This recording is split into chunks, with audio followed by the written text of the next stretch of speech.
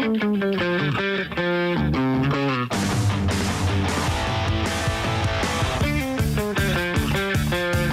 오늘도 뜨거운 이슈 시원하게 풀어봅니다. 오늘의 커버스토리 박상현 아나운서 나와 있습니다. 어서 오십시오. 네, 안녕하세요. 박상현입니다. 어제도 춥고 오늘도 춥고. 많이 추워요. 오늘도 영하 10도 아래로 내려간대요. 어떡해요. 네, 뭐 이번 주말까지도 이어진다고요? 네, 이번 주말까지도 한파 계속되고 오후부터 전국에 또 눈 소식이 있네요. 걱정입니다. 빙판길도 입추는 조심하셔야 한참 돼요. 지났는데. 그러니까요. 예, 봄은 언제 올까요? 어서 봄이 왔으면 좋겠습니다. 네. 오늘 윤 대통령 탄핵 심판 6차 변론이 있습니다. 네. 자, 끌어내라 공방을 예고하고 있죠? 맞습니다. 오늘부터 또 오전 10시부터 시작을 해서 그렇네요. 종일 변론이 이어질 것으로 보입니다. 지금까지는 오후 2시에 시작을 했는데 반나절을 앞당기게 되는 거거든요. 네. 재판 시간을 늘려서 집중 심리하겠다는 의미로 보입니다. 실제로 박근혜 전 대통령 탄핵 심판의 경우에는 변론이 밤 10시까지 진행된 전례도 있다고 합니다. 그랬군요. 자, 오늘 증인 누가 나오는지 볼까요? 네, 김현태 707 특수임무단장, 곽종근 전 특수전사령관, 박춘섭 대통령실 경제수석이 증인으로 나옵니다. 이 중 가장 관심인 건 바로 곽종근 전 육군 특수전사령관입니다. 네. 국회 측 증인으로 출석을 하는데 그동안 국회와 수사기관 등에서 수차례 계엄 당시 상황을 진술해 오지 않았습니까? 네. 그제 윤석열 정부의 비상계엄 선포를 통한 내란 혐의 진상규명 국정조사 특별위원회 2차 청문회에서도 이런 얘기를 했어요. 김용현 전 장관이 국회의사당에 있는 국회의원을 끌어내라고 했던 건 명백한 사실이고 예. 대통령께서도 그렇게 말씀하셨다 강조를 해서 오늘 이제 또 어떻게 윤 대통령 측과 이야기가 오갈지 주목되고요. 네. 또 4차 변론 때 증인으로 나왔던 김용현 전 국방장관의 요원 발언에 대해서도 반박을 했습니다. 김 전 장관이 계엄 때 끌어내라고 지시한 대상이 의원이 아니라 요원이다 이렇게 주장을 했는데 예, 예. 곽 전 사령관은 요원을 빼내라고 했던 그 당시 시점에는 그 인원들이 본관에 들어가 있지도 않았다라고 선을 그은 거예요. 네. 이걸 구체적으로 좀 그 얘기를 들여다보면 워딩을 자세히 살펴보면 예, 예. 요원의 문제는 12월 4일 새벽 1시부터 오전 9시 사이에 있었던 707 특수인문단 요원들을 끌어내라고 한 거고 네. 국회의원을 끌어내라고 한 거는 12월 4일 밤 12시 20분부터 35분까지 있었던 윤 씨와 김용현 전 장관의 지시가 맞다라고 이야기를 한 겁니다. 네. 이틀 전에 이진우 전 사령관은 헌재에 나와서 대통령과 장관의 지시가 없었다라고 했죠. 네. 이게 어떻게 봐야 될지 모르겠어요. 예. 예. 누가 진실을 말하고 있는지. 네. 그래서 이제 이런 얘기를 하면서 곽 전 사령관이 요원을 빼내라고 했던 그 당시 시점에는 본관에 들어가 있지도 않았다 요원들이 네. 이렇게 얘기를 한 겁니다. 그래서 이 부분에 대해서도 진위가 좀 가려질 것으로 보이고요. 예. 앞서 탄핵 심판에서 구체적인 답변을 거부했던 다른 군 지휘관들과는 다르게 좀 구체적으로 얘기를 좀 적극적으로 진술을 하지 않을까. 라는 예측이 나오고 있는 상황입니다. 자, 그리고 김현태 707 특수임무단장과 박춘섭 대통령실 경제수석은 윤 대통령 측이 신청한 증인들입니다. 김현태 단장은 계엄 때 국회로 출동한 707 특임단을 현장에서 지휘한 인물인데 그 기억하실 거예요. 12월 9일 기자회견에서 양심 선언을 한 인물이기도 하거든요. 예, 생각이 납니다. 네. 예. 707 특임단은 김 전 장관에게 이용당한 피해자다라는 그 얘기를 했었고 네. 계엄 직후에 국회의사당에 있는 국회의원들을 데리고 나와라. 국회의원이 의결 정족수 150명이 안 되도록 막으라라는 지시를 받았다고 주장했습니다. 이게 곽종근 사령관으로부터 받은 지시인데 이게 김용현 전 장관의 지시를 그대로 옮긴 거다라는 설명이 있었고요. 예. 국회 봉쇄와 관련해서 그래서 공방이 예상되는 상황입니다. 그리고 마지막 순서가 박춘섭 대통령실 경제수석입니다. 예. 윤 대통령 측은 야당 주도의 국회가 예산을 대폭 삭감해서 비상계엄 선포가 불가피했다라고 주장을 하고 있는데요. 이런 윤 대통령 측의 주장을 뒷받침하는 증언을 할 거라는 예상이 나옵니다. 네. 자, 윤 대통령에 대한 탄핵 심판과 별도로 형사 재판도 열리게 될 텐데요. 네. 황교안 전 국무총리가 윤 대통령 형사 재판에 변호인단에 합류합니까? 네, 그렇습니다. 내란 우두머리 혐의로 지난달 26일 구속 기소된 윤 대통령이 오는 20일 첫 공판 준비 기일을 앞두고 있습니다. 네. 이런 가운데 어제 황교안 전 총리가 변호인단에 합류한다는 소식이 들려왔습니다. 황 전 총리는 그동안 부정선거 의혹을 계속해서 제기해 오지 않았습니까? 예. 앞으로 윤 대통령이 그 비상계엄 선포 원인 중 하나라고 밝힌 부정선거 의혹의 실체와 관련해서 확인이 필요하다고 주장할 것으로 보입니다. 네. 이런 가운데 국민의힘 내부에서는 윤 대통령과 관계 설정을 둘러싼 온도차가 커지고 있다고요? 네, 윤 대통령에 대한 탄핵 심판이 진행이 되고 있고 시간이 흐를수록 관계 설정에 대한 목소리나 행보가 좀 더 뚜렷해지는 모습입니다. 예. 우선 영남권 친윤계로 대변되는 이른바 주류 의원들이 요즘 부쩍 윤 대통령과 접촉면을 늘리는 모습을 많이 보실 수 있었을 겁니다. 예. 지난 3일에 지도부 투톱인 권영세 비대위원장과 권성동 원내대표 그리고 이제 나경원 의원이 수감 중인 윤 대통령을 개인 자격으로 면회를 갔잖아요. 예. 그리고 이에 앞서서 지난 1일 부산에서 열린 탄핵 반대 집회에는 박수영 의원, 김미애 의원이 참석해서 연설을 했습니다. 또 대통령실 참모 출신인 강명구 조지현 의원은 오늘 열릴 윤 대통령 탄핵 심판 재판에 방청을 신청한 사실이 알려지기도 했습니다. 이런 모습을 보이는 게 탄핵 인용을 전제로 해서 조기 대선을 기정사실로 하기엔 좀 어려운 측면이 있고 대통령 그리고 국민의힘 지지율도 또 지지율이 회복세를 보였고 상승세를 보이고 있잖아요. 예. 이런 상황에서 서둘러 대통령과의 관계를 정리해야 하는 모습을 보일 필요가 없다라는 인식이 있는 것 같습니다. 네. 지지율 관련해서는 잠시 뒤 전문가 두 분과 함께 이야기를 나눠볼 것이고요. 네. 윤 대통령과 거리 두기를 해야 한다라는 목소리도 적지 않죠. 네, 그렇습니다. 친윤계가 윤 대통령과 접촉을 늘리는 것에 대해서 비주류에서는 이제 반대 목소리가 나오고 있는 건데요. 김재섭 조직부총장은 비판적인 목소리를 계속 내고 있습니다. 그 3일에 지도부 투톱이 윤 대통령 면회에 간 걸 두고 이게 공식적인 것이어서 당연히 비판의 대상이 된다라는 이야기를 한 겁니다.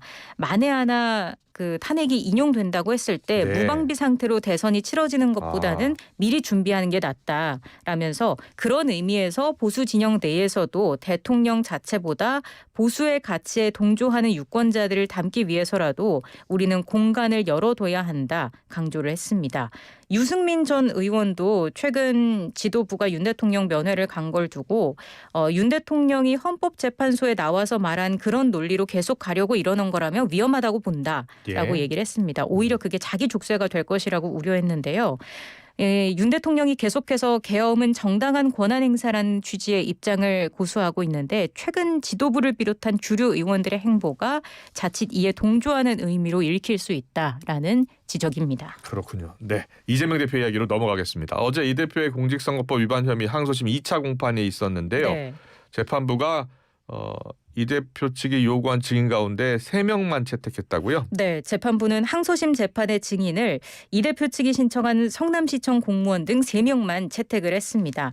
이 대표 측이 다른 증인도 신청을 했지만 재판부는 받아들이지 않았습니다. 예. 이미 1심의 증인이었다는 이유였고요.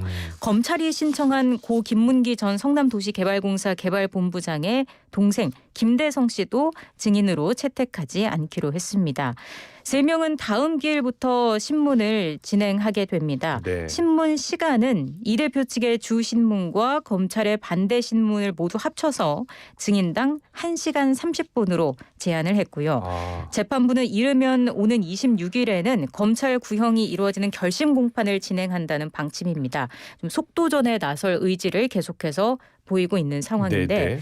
앞서 이 대표 측이 그제 법원에 위헌 법률 심판 제청을 신청하지 그랬죠. 않았습니까? 예. 그러면서 이제 재판을 지연하려는 의도가 아니냐라는 비판의 목소리가 나왔는데 네. 어제 이 대표가 이렇게 얘기를 했어요. 재판은 전혀 지연되지 않고 신속하게 끝날 거다라는 이야기를 하기도 했습니다. 네. 이 대표가 어제 재판장 들어가면서 기자들의 질문에 이렇게 이야기하더라고요. 네. 알겠습니다. 이재명 대표는 연일 경제에 방점을 찍고 우클릭 행보를 이어가고 있습니다. 네, 트럼프 2기 행정부 출범으로 급변하는 통상 산업 변화에 대응하기 위해서 네. 기업들과 경제인들의 역할이 중요하다고 목소리를 냈습니다. 예. 이제 4대 그룹 관계자를 초청한 간담회 트럼프 2.0 시대 핵심 수출 기업의 고민을 듣는다 종합 토론이라는 간담회에서 한 이야기입니다. 네. 대한민국이 경랑의 국제 정세 속에 안전히 생존하고 변형해 나가는데 우리 모두 중지를 모아야 할 때다. 이렇게 강조를 했습니다. 민주당은 간담회장 벽면에 경제는 민주당이라는 문구를 적어 넣었는데요. 경제 문제 해결에 앞장서고 기업 친화적인 면모를 부각하려는 모습인데 이 대표가 최근 이어가고 있는 그 우클릭 행보의 하나로 보입니다.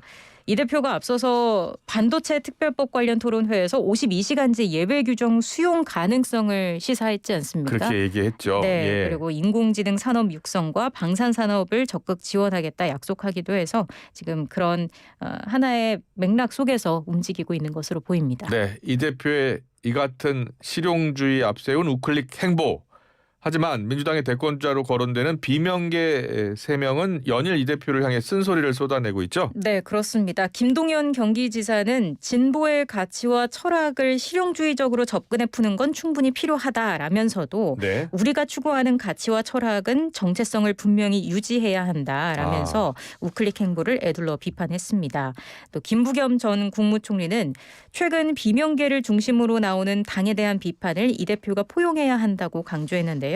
탄핵 정국에서 고전하고 있는 민주당 지지율을 두고 쓴소리를 했습니다. 한덕수 국무총리를 탄핵 소추하는 등 민주당이 서두른 측면이 있다라고 이야기를 했고요. 민주당 복당 신청으로 이제 적극적인 정치 활동을 예고한 김경수 전 경남지사는 이 대표가 토론회를 통해서 주요 의제를 풀어가는 걸 높이 평가를 하면서도 견제구도 잊지 않았습니다. 민주당이 품을 넓혀야 한다고 목소리를 높인 겁니다. 선거 과정에서 생긴 상처받은 분들을 끌어안아야지 그렇지 않고 어떻게 대선에서 이기겠냐. 정치인뿐만 아니라 탈당한 당원들도 함께하자는 것이다. 목소리를 냈습니다. 네, 민주당의 비명계의 목소리가 계속 커지고 있네요. 네, 그렇습니다. 잘 들었습니다. 트럼프 대통령 이야기 해보겠습니다. 트럼프 미 대통령이 팔레스타인 주민을 이주시키고요. 가자 지구를 점령해서 개발하겠다는 구상을 밝혔다고요? 네, 이 베냐민 네타냐후 이스라엘 총리와 백악관에서 회담을 했고 트럼프 미국 대통령이 기자회견을 열었는데 팔레스타인 거주지인 가자지구 소유 의지를 밝혔습니다. 구체적으로 팔레스타인 주민 180명을 주변국으로 영구 이주시켜서 가자지구를 개발하겠다는 게 트럼프 대통령의 구상입니다. 그러면서 트럼프 대통령은 미국의 가자지구의 장기 소유를 생각한다라면서 이게 중동 전체에 큰 안정을 가져올 것으로 본다라고 말했습니다. 그런데 이 팔레스타인 주민들은 쫓겨나는 셈이 되는 거잖아요. 그렇죠.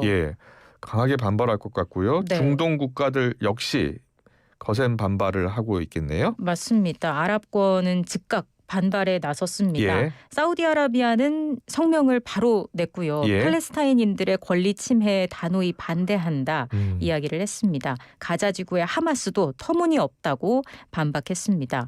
미국 정치권에서도 비판이 쏟아져 나왔거든요. 이게 인종 청소다 이런 워딩이 나왔습니다. 미국이 가자지구를 장기 소유한다는 계획은 팔레스타인에 대한 주권 침해는 물론이고 중동 질서를 위해 국제사회가 지지해온 이스라엘과 팔레스타인의 평화적 공존, 즉 두 국가 해법을 흔드는 조치이기도 해서 좀 논란이 예상되는 상황입니다. 네, 이런 구상이 실제로 실현될 것 같습니까? 어떻게 보고 있어요? 그러게요. 이거에 대한 의견들이 많이 나오고 있는데 일부 전문가들이 트럼프 대통령의 구상이 실현 가능성이 없고 이거는 앞으로 있을 협상에서 유리한 위치를 차지하기 위한 전략이다라는 분석이 적지 않습니다. 싱크탱크 애틀랜틱 카운슬의 윌 웩슬러 중동 담당 선임 국장은 이렇게 이야기를 했습니다. 트럼프 대통령이 가자지구에 대한 미국의 지분에 진지하지 않을 수 있고 협상 전략으로서 극단적인 입장을 취하는 건 그가 자주 하는 방식이다. 이렇게 설명을 했고요.